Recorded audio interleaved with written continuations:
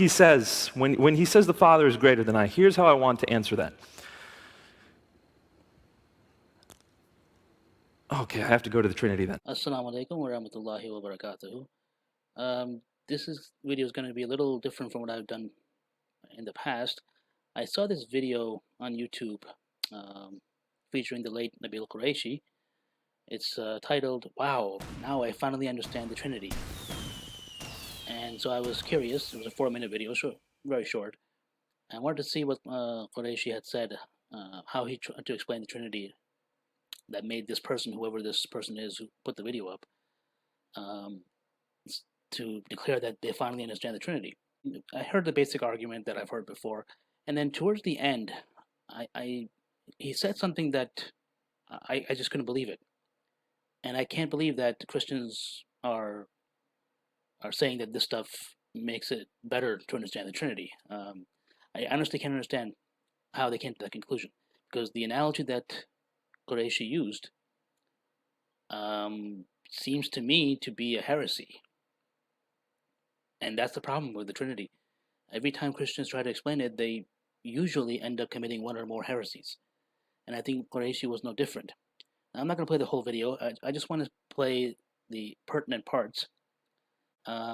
So at some point he explains what the Trinity is. Is one in being and three in person. And I think a good analogy for the Trinity is the mythological dog that guarded the gates of Hades in Greek mythology named Kerberos.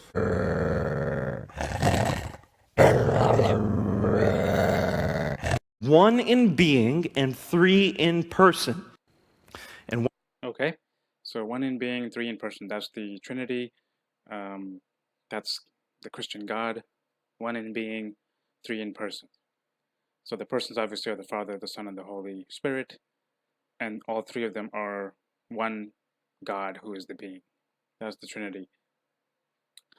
And then he gives the example of himself. He says that he is a human being, but he is Nabeel Qureshi, right? So he said same thing. He says the being is what you are, and the person is who you are. So he is a human being. That's the what, and he is or was Nabeel Qureshi. That's the who. And then he also says that humans are they happen to be one person and one being, right? Each human being is one person, but also one being, whereas God is supposed to be three persons and one being. And then he was trying to explain John 14:28, which states that Jesus states that the Father is greater than I. So in light of that verse, he's trying to explain how the Trinity fits in, and the analogy he gives, it just blew my mind. I couldn't believe he was saying that. So let's just see what the analogy is that he gives. the answer is actually quite simple. Let's say I pointed to the President of the United States. Let's say I said Obama. I can very accurately say Obama is greater than I am. Because when he goes somewhere, he rolls with the posse. He's the most powerful man in the world. There's news conferences when he sneezes. I mean, he's greater than I am. But is he any more human than I am? No, he's not. He's greater than me in terms of role, but he's not greater than me in terms of essence. In the same way, the Father is greater than the Son in terms of role. The Father is superior. The Son is subjected to the Father in terms of role. And we see that in 1 Corinthians 15. It says that Jesus is going to subject himself to the authority of the Father so the Father can be all in all. It's because the Father is superior in terms of role. But is he any more God than Jesus is? No, because they're both God.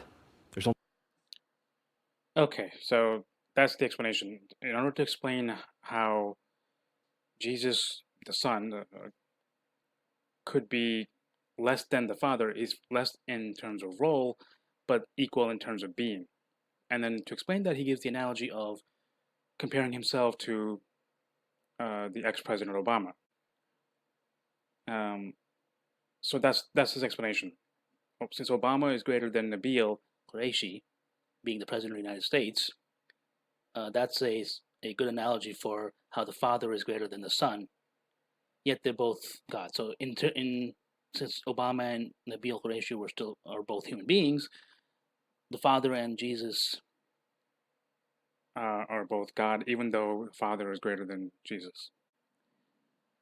I don't know about you, but it seems to me like this is a heading towards a tritheistic heresy, because I don't know if Nabeel Qureshi realized this, but Obama is a separate person, right? He's a human being, yes, but he's a separate human being. He is not the same human being as Nabeel Qureshi. So, was this supposed to be like the groundbreaking analogy that's supposed to help explain it to everybody? Because I think it would just create more questions. And I think Christians just don't seem to learn. They keep making these silly analogies, and they make things worse about the Trinity. And that's the problem with the Trinity, because the Trinity is, by its nature, illogical. And that's why Christians have been struggling for, like 1600 years to explain it, because there's just no way to explain it without delving into some kind of a heresy. Come on, Patrick. Yeah, get it together, Patrick.